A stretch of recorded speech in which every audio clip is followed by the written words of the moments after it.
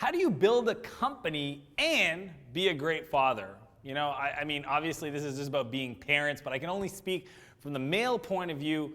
You know, over the last few years, I've had the most amazing and crazy and stressful and nutty time, not only building my companies, but also just being a dad. I don't know if you know this story, but 3 years ago, we were blessed with the birth of our first son. And at the exact same time that my wife got pregnant, she started a company called Onboardly. I started a new startup called Clarity. And then we went through this 9-month period of her being pregnant, moving. We decided we needed a summer home close to our parents so that we could spend more time with the family. And we worked on building a new house. 11 months later, 2 months into after she gave birth, we found out we were having our second son. So essentially in a 2-year period, we built 2 companies, had 2 kids, and we ended up building our dream home because we needed to finally settle down for our family. And I can't tell you, how crazy that was, but it really forced me to figure out kind of like, how do you do it all? Because I really didn't have a choice. Like these things were set in motion. I ended up raising $1.6 million for my company Clarity, and I needed to figure this out. I also wanted to be an amazing father and present and put in, to be sure that I also helped and supported my beautiful wife Renee. So, to me, what I want to share with you guys is kind of 5 strategies that I've figured out. Not a perfect. There's probably people watching this video that are amazing fathers, amazing husbands, and I bow down to you. I'm still learning. But these are the strategies that worked for me. The first one is boundaries. Really understanding where do you work and where do you play. And I feel like sometimes a lot of people, they don't think about those boundaries that say, you know what? On Saturdays, those are family days, and those are sacred, and those are non-negotiables. Or first thing in the morning, that's when I spend time with my kids because I'm not going to see them for the rest of the day. Or maybe you figure out with your partner how do you do handoffs, and a lot of times people think that it's very rigid and scheduled. But I've got to be honest with you, without that structure, it's going to be really hard for you to have an impact in both aspects in your life, both on your relationship with your kids and in your business. So really having those boundaries and figuring out the non-negotiables for both sides. The things like, maybe you say, I will always be there for my kids' birthdays, and that's a non-negotiable. So that way, if you decide that now, when some big, important, event happens in your business, you can actually say, I can't do that. And that's just part of kind of the decisions you made up front. So I sat down and I made those boundaries and worked with my wife to figure out how they kind of came to be. The other one is to be present. I think I'm guilty of this with my phone, especially with my friends, where I'm easily distracted because I'm a tech guy. I build software companies. So one thing that I always remind myself that I'm with my kids. I mean, at a minimum, if you've ever texted and drove in your car or even just pulled out your phone I don't touch my phone when I get in the car. That is a rule. Maybe it's a sense of responsibility now to these 2 beautiful lives in the back seat. That is just a non-negotiable for me. The other thing is when I'm with them, I make sure that I'm present, that I'm 100% focused on what they're doing. I call this ground time. The thing that kids want the most is your time sat on the ground playing with them. That's really all they want. So you got to ask yourself, how much ground time are you getting a week with your kids if you have a business? And I know it's tough because in business you're always thinking about like, well, I'm doing this for my family. Trust me, and we'll go over that at the end of this video. But if it's really for your family, think about what they want the most. They want you to be present and available. The third strategy is the 2 roles. And I learned this from an amazing woman, Esther Perel.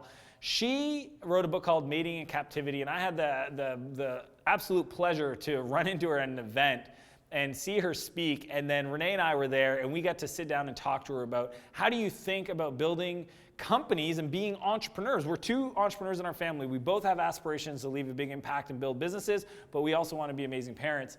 And she talked to us about these 2 roles. One is the CEO of Family Inc., and the other one is the CEO of Relationship Inc. And usually the Family Inc. is the person that just naturally always thinks about the family's well-being. Obviously, that's my wife. And sometimes it's the guy. You just got to decide who that is. And then Relationship Inc. is the person that's responsible for the relationship. Because if you think about it, your kids want nothing more than for you guys, the parents, to be amazing and happy, and that's all they want. So having somebody that's 100% focused on that, ensuring that the relationship, so the date nights are scheduled, that you're doing maybe quarterly retreats like we do where we disconnect, no phones, just for us two, where we make sure that we spend time talking about kind of our future and our plans and all that stuff. And then on the family side, Renee's always thinking about the kids. Do they have sunscreen on? I mean, these things that just naturally don't happen to me. Don't hate me. I'm just telling you, like, the first thing I do when I wake up is not check the weather to see if the kids need to be lathered up in sunscreen, but I understand the importance. And because I now know there's these two roles, I have such an appreciation for what she does. And she has an appreciation for what I do when I think about the relationship. When she knows I'm trying to get some time on her calendar so that we can do our retreats. I mean, these are big commitments, 4 days disconnected. We got to get the babysitter. We got to figure out where we're going to go. We need to kind of plan what we're going to do during that time. She understands why, because it's for us. And when she, cleans the house before the cleaning lady shows up, because that's what she does as a mother, I totally respect that and appreciate it because she's doing it for the family. And those two roles are absolutely incredible. The fourth thing I want to share with you guys is block time. Understanding in your calendar to get things done, major projects, initiatives, the big rocks sometimes they're called, you got to block it out in your calendar. Like if you're working on a big project and you haven't actually block the time to do it. I mean, everything from, if you're going to write a book, you got to go on your calendar for like 12 weeks, block it out. If you want to start a new marketing initiative for Facebook, the next 5 days, you got to block out your afternoons and actually get the work done. If you actually can block out the time at work and make it a non-distraction environment where nobody else can call you or reach out and you're actually doing that work, you're going to be able to have the impact in your business, and you're not going to feel like the Saturdays or the Sundays you're spending the whole days with your families are times when you could have been getting caught up. Because trust me, most of us are distracted. We spend way too much time on things that don't move the needle. And block time for me is how I I claim my day. I get my day back by not worrying about all the 1,000 things that are other people's to-do busyness and actually working on the things